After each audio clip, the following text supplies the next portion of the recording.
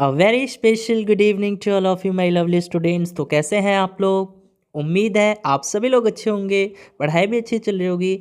दोस्तों आज की क्लास बहुत ही ज़्यादा इम्पॉर्टेंट होगी क्योंकि आज की क्लास में हम लोग बायोलॉजी के इम्पॉर्टेंट क्वेश्चंस देखेंगे जो आपके पैरामेडिकल के एग्ज़ाम पॉइंट ऑफ व्यू से काफ़ी ज़्यादा इम्पॉर्टेंट होंगे। और ये बच्चों क्लास 2 रहने वाली है। यदि आप लोगों ने क्लास 1 नहीं देखा है तो मैं लिंक डिस्क्रिप्शन में दे दूंगा, आप लोग क्लास 1 को भी देख लीजिएगा, इसके बाद क्लास 2 को भी देख सकते हैं, है ना।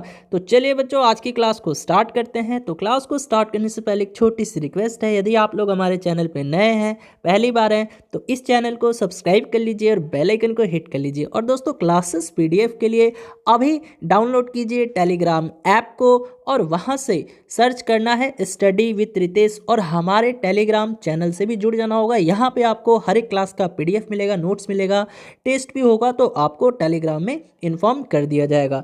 तो चलिए प्यारे बच्चों, पहला क्वेश्चन आपकी स्क्रीन पे।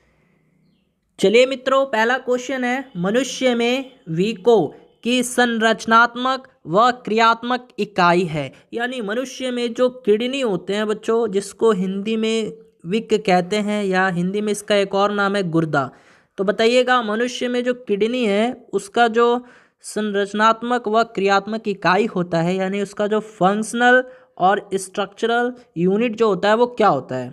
बताना है मनुष्य में जो किडनी होता है उसका संरचनात्मक व क्रियात्मक इकाई क्या होता है। नेफ्रॉन, हेनले के लूप, शुक्र जनन नलिकाएं या बोमेन संपुट। जल्दी से बताइएगा, सभी स्टूडेंट आंसर करेंगे। तो जी हाँ मित्रों, यदि आप लोगों ने आंसर किया है ऑप्शन नंबर ए यानी नेफ्रॉन, जी हाँ मित्रों नेफ्रॉन जो है इस क्वेश्चन का राइट आंसर हो जाएगा। तो नेफ्रॉन कह लो, नेफ्रॉन कह लो, या इसकी जगह जो है आपको विक नलिकाएं भी दे सकता था, विक नलिकाएं, ठीक है, विक नलिकाएं भी दे सकता था। तो आपको याद रखना है नेफ्रॉन या विक नलिकाएं, ये जो है ना ये किडनी की क्या होती है, क्रियात्मक एवं संरचनात्मक इकाई होती है। नेफ्रॉन या विक नलिकाएं जो है ये किडनी की क्या होती है, संरचनात्मक एवं क्रियात्मक इकाई होती है, आपको याद रखना है। अब देखिए बच्चों, आपके एग्जाम में इसी से रिलेटेड एक क्वेश्चन भी पूछा जा चुका है। क्या है वो क्वेश्चन? अब देखिए यहाँ पे जैसे दूसरा ऑप्शन है ना हेनले के लूप, तो एक प्रश्न यहीं से पूछा गया था, प्रश्न जो है पूछा गया था लूप ऑफ हेनले कहाँ पर होता है। ये 2016 का क्वेश्चन है, लूप ऑफ हेनले ये कहाँ पर स्थित होता है बच्चों, जल्दी बताइएगा। लूप ऑफ हेनले कहाँ पर होता है? किडनी में होता है, यकृत में होता है, मस्तिष्क में होता है या आँख में होता है? चलिए 4 ऑप्शन मैंने दे दिया है। तो बच्चों लूप ऑफ हेनले जो है ना ये कहाँ जो है स्थित होता है, कहाँ होता है ये? तो वेरी गुड, शाबाश। तो ये होता है बच्चों किडनी में यानी विक में, है ना। तो याद रखना है लूप ऑफ हेनले जो है ना ये विक नलिकाओं में पाया जाता है। ये विक की यानी किडनी की विक नलिकाओं में पाया जाता है, याद रखना है। यानी ये विक की किडनी नेफ्रॉन्स में पाया जाता है और ये बच्चों यू शेप का नलाकार भाग होता है, ठीक है। तो आपको बेसिकली इतना ही याद रखना है कि ये लूप ऑफ हेनले कहाँ पर प्रेजेंट होता है, तो ये विक्र में जो है प्रेजेंट होता है यानी किडनी में, ठीक है।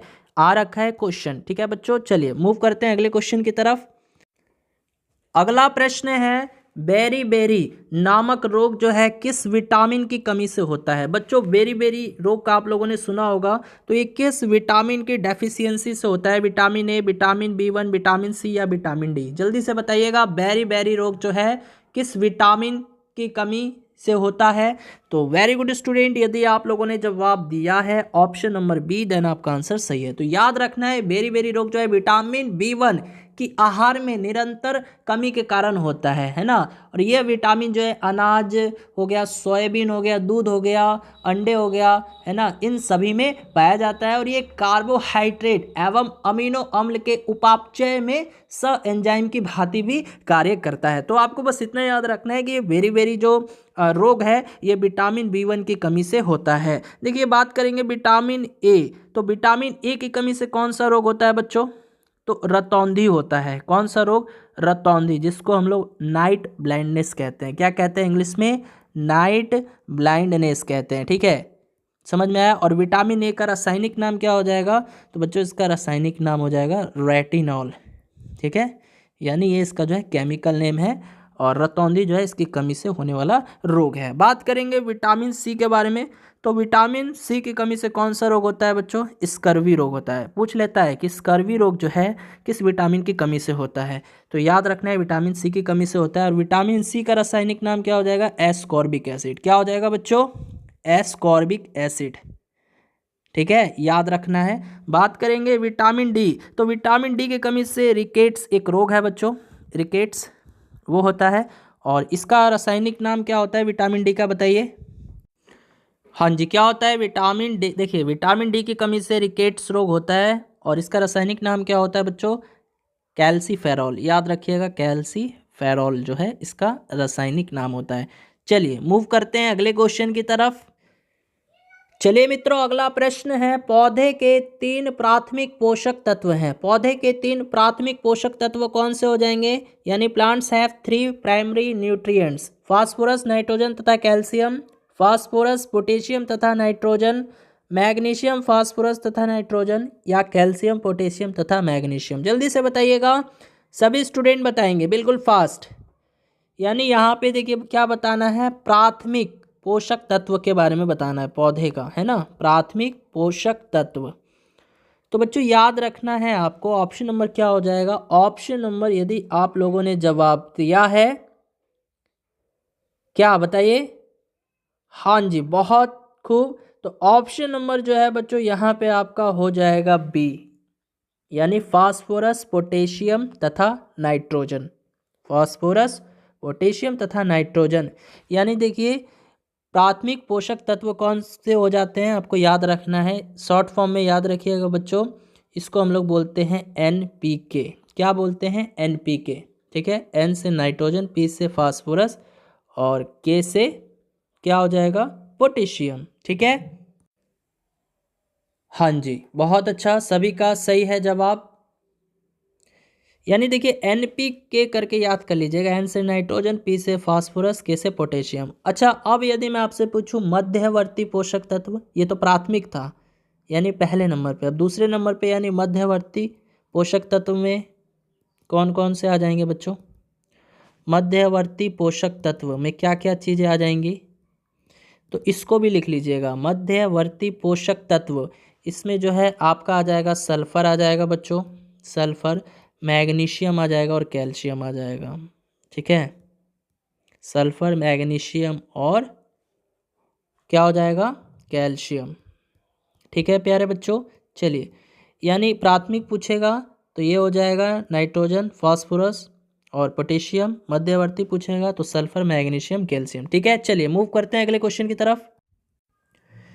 चलिए मित्रों, अगला प्रश्न है, क्रेब्स चक्र कहाँ संपन्न होता है? बच्चों क्रेब्स साइकिल जो है ये कहाँ संपन्न होगा? साइटोप्लाज्मा, एंडोप्लाज्मिक रेटिकुलम, या माइटोकॉन्ड्रिया, या उपयुक्त में से कोई नहीं। जल्दी से बताइएगा, क्रेब्स चक्र कहाँ संपन्न होता है? ये आपके बिहार पैरामेडिकल में पूछा जा चुका है, बिहार पैरामेडिकल 2019 का क्वेश्चन है बच्चों। जल्दी से बताइएगा, सभी स्टूडेंट बताएंगे, क्रेब्स चक्र जो है, क्रेब्स चक्र है ना, क्रेब्स चक्र, क्रेब्स चक्र जो है कहाँ संपन्न होता है? तो जी हाँ, इसका राइट आंसर क्या हो जाएगा? माइटोकॉन्ड्रिया में। याद रखना है बच्चों, क्रेब्स चक्र जो है माइटोकॉन्ड्रिया में संपन्न होता है। यह कोशिकीय श्वसन की एक मध्यस्थ रासायनिक श्रृंखला का भाग होता है। ठीक है, अब देखिए यहाँ से बात करेंगे माइटोकॉन्ड्रिया की, है ना, तो इसको बच्चों हम लोग कोशिका का बिजली घर भी कहते हैं। ठीक है, प्रश्न पूछा जा सकता है कि कोशिका का बिजली घर,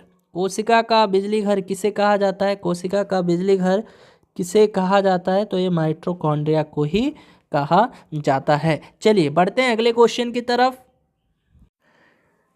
अगला क्वेश्चन है, यूवी किरणों से सुरक्षा प्रदान करने वाली परत कहाँ स्थित होती है? बच्चों ये यूवी क्या है?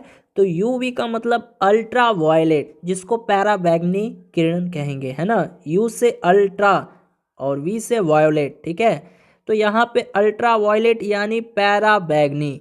तो जल्दी से बताइएगा, यहाँ पे पैराबैंगनी किरणों से सुरक्षा प्रदान करने वाली जो परत है वो वायुमंडल के किस भाग में स्थित होती है? आयन मंडल में, ओजोन मंडल में, शोभ मंडल में, समताप मंडल में? जल्दी से आंसर कीजिएगा बच्चों, बहुत ही लाजवाब क्वेश्चन है और इसी टाइप के क्वेश्चन आपको एग्जामिनेशन में देखने को मिल जाते हैं।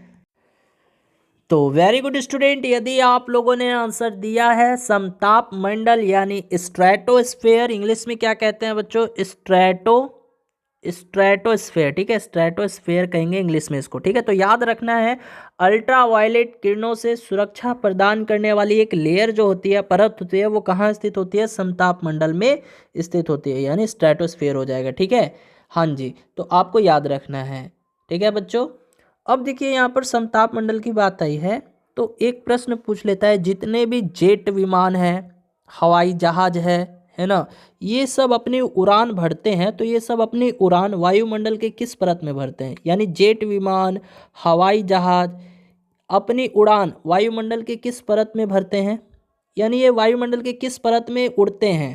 जेट विमान हो गया, हवाई जहाज हो गया, ये सभी अपनी उड़ान को भरते हैं यानी उड़ते हैं, तो ये वायुमंडल के किस परत में उड़ते हैं? तो समताप मंडल में ही उड़ते हैं, याद रखिएगा, समताप मंडल में ही ये अपनी उड़ान को भरते हैं। अब देखिए शोभ मंडल की बात आई है तो यहाँ से क्वेश्चन पूछता है कभी कभी, आंधी आना, तूफान आना, मौसमी परिवर्तन, ये सब किस मंडल के अंतर्गत होता है? यानी मौसमी परिघटनाएं, है ना, मौसमी परिघटनाएं वायुमंडल के किस परत में होता है? मौसमी परिघटनाएं वायुमंडल के किस परत में देखने को मिलता है बच्चों? तो मौसमी परिघटनाएं जो हैं ये शोभ मंडल में यानी ट्रोपोस्फीयर में देखने को मिलता है, ठीक है। चलिए बहुत अच्छी बात है, बढ़ते हैं अगले क्वेश्चन की तरफ। चलिए मित्रों, अगला प्रश्न है, पादपों के शरीर में जो कार्बन है वो किस रूप में पहुंचता है? CO2 के रूप में, या कार्बोनेट के रूप में, या जल के साथ, मृदा के रूप में, या उपरोक्त सभी में? जल्दी से बताइएगा, सभी स्टूडेंट आंसर करेंगे बिल्कुल फास्ट। तो वेरी गुड, यदि आप लोगों ने जवाब दिया है ऑप्शन नंबर ए, जी हाँ दोस्तों, ऑप्शन नंबर ए यानी CO2 के रूप में। देखिए CO नहीं है, ये CO2 है। तो याद रखिएगा यहाँ पे कि पादप शरीर में, है ना, पादपों के शरीर में जो कार्बन है वो कार्बन डाइऑक्साइड के रूप में पहुँचता है ना, कार्बन डाइऑक्साइड के रूप में पहुँचता है, आपको याद रखना है। चलिए बढ़ते हैं अगले क्वेश्चन की तरफ। चलिए मित्रों, अगला प्रश्न है, विकिरण प्रदूषण किसके द्वारा फैलता है? ये जो रेडिएशन पॉल्यूशन है ये किसके द्वारा स्प्रेड होता है बच्चों? रेडियोधर्मी पदार्थों से, या वाईफाई से, या मोबाइल टावरों से, या इन सभी से? जल्दी से बताइएगा, विकिरण प्रदूषण किसके द्वारा फैलता है? तो जी हाँ, किसके द्वारा फैलेगा? तो इन सभी के द्वारा, यानी ऑप्शन नंबर डी यदि आप लोगों ने जवाब दिया है देन आपका आंसर सही है।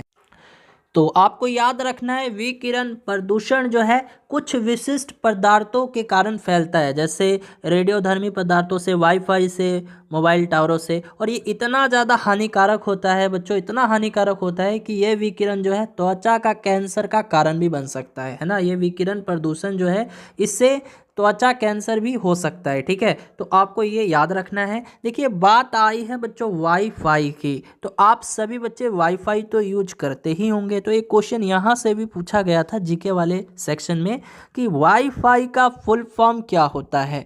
वाईफाई का फुल फॉर्म क्या होता है बच्चों? जल्दी से बताइए, तो वाईफाई का फुल फॉर्म क्या होता है? बिल्कुल फास्ट सभी स्टूडेंट आंसर करेंगे,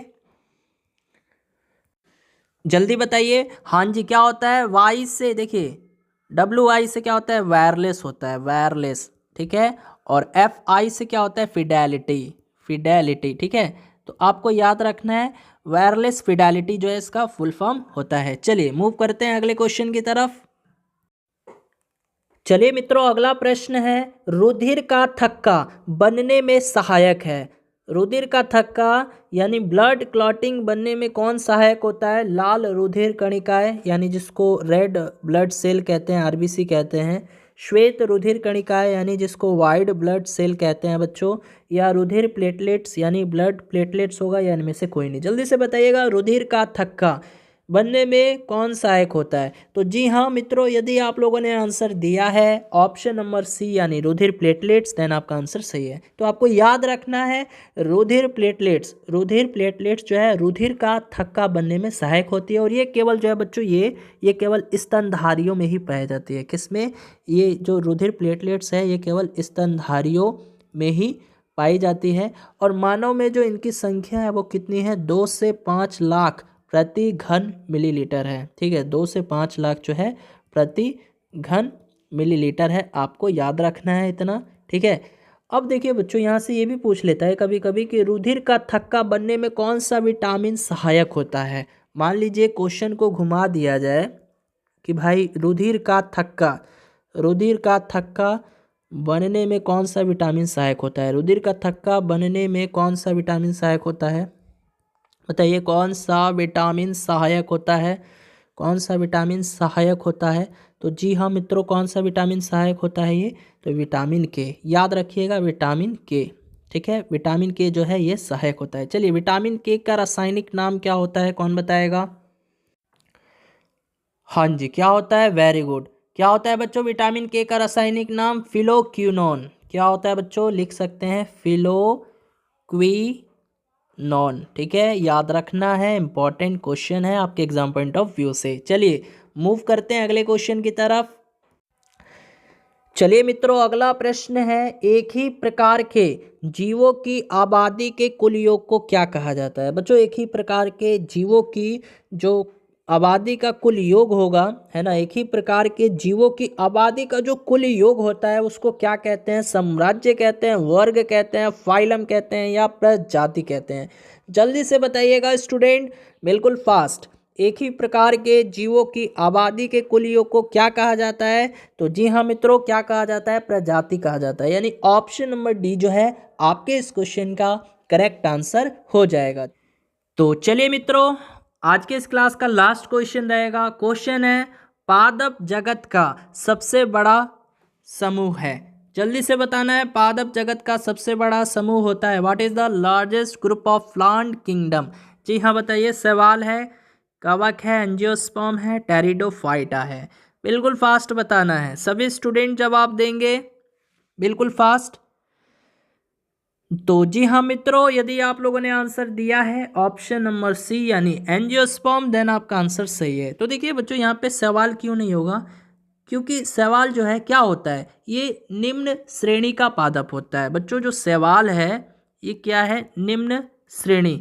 ये जो है निम्न श्रेणी का पादप होता है, क्योंकि सवाल में पत्तियां, तना, जड़ नहीं पाया जाता। बच्चों, इसमें ना ही पत्तियां पाई जाती है, ना ही तना पाया जाता है, ना ही जड़ पाया जाता है। इसीलिए इसको जो है निम्न श्रेणी में रखा जाता है। हालांकि इसमें केवल क्लोरोफिल पाया जाता है। बच्चों, इसमें क्या पाया जाता है? केवल क्लोरोफिल पाया जाता है ना। उसी से जो है ये अपना भोजन तैयार कर पाते हैं, यानी अपना भोजन बना पाते हैं। बात करेंगे कवक, तो कवक इसमें तो भाई इसमें तो क्लोरोफिल भी नहीं होता है। ठीक है, तो ये अपने भोजन नहीं बना पाते, ये निर्भर होते हैं। ये भोजन जो है ये क्या करते हैं? ये भोजन के लिए निर्भर करते हैं। किसके ऊपर? शैवाल के ऊपर, है ना। ये कवक जो है बच्चों, इसमें तो क्लोरोफिल भी नहीं पाया जाता, और ये अपना जो है निर्भर हो जाते हैं भोजन के लिए किस पर? शैवाल पर। तो इसको भी जो है निम्न श्रेणी के अंतर्गत रखा गया है ना। इसको भी जो है निम्न श्रेणी के अंतर्गत रखा गया है। बात करेंगे एंजियोस्पर्म की, तो इसमें जो है बच्चों बीज बंद रहता है, और इनमें पौधा जड़, तना, फूल, पत्तियों में विभक्त हो जाता है, और इनमें मुख्य रूप से एक बीज पत्र, द्विबीज पत्र होता है। इसीलिए जो है इसको पादप जगत का सबसे बड़ा समूह कहा जाता है, यानी इसको सबसे बड़ी समूह में रखा गया है। तो ऑप्शन नंबर सी जो है आपके इस क्वेश्चन का करेक्ट आंसर हो जाएगा।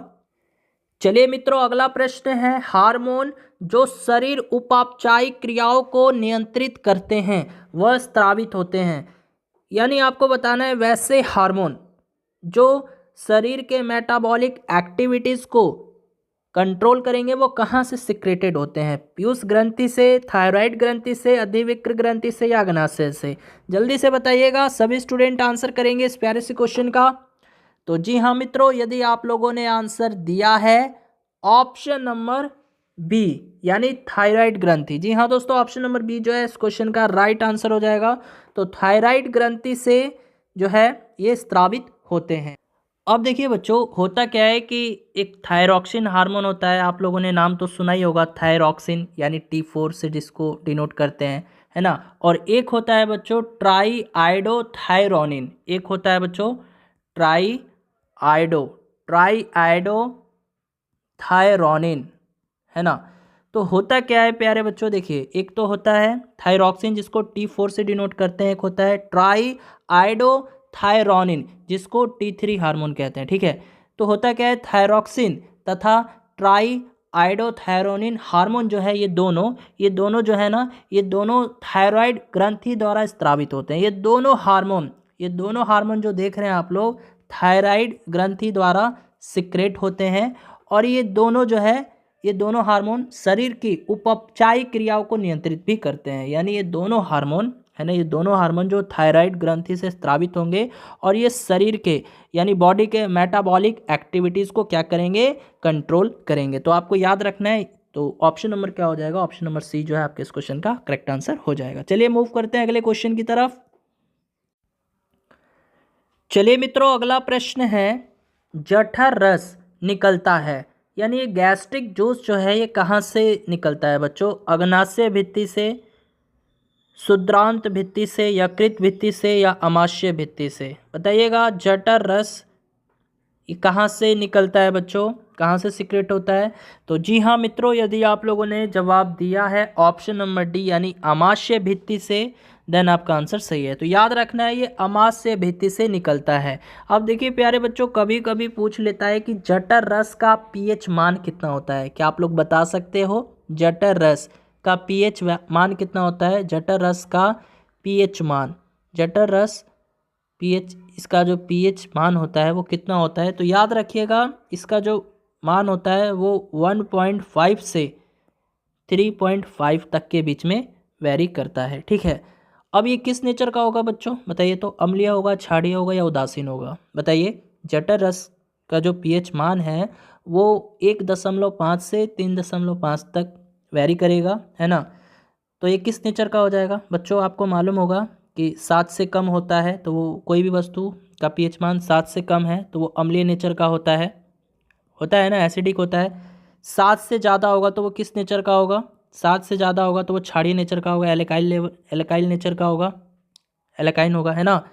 और अगर 7 है तो वो किस नेचर का होगा, उदासीन होगा यानी न्यूट्रल होगा, ठीक है। तो यहाँ पे आप ही बताइए क्या है, 7 से कम है तो ये किस नेचर का होगा, अम्लीय नेचर का होगा, ठीक है। चलिए बहुत अच्छी बात है बच्चों, क्लास समझ में आ रहा है ना। एक बार जल्दी से मैसेज में बता दीजिए आप लोग को हर एक क्वेश्चन समझ में आ रहा है ना बच्चों।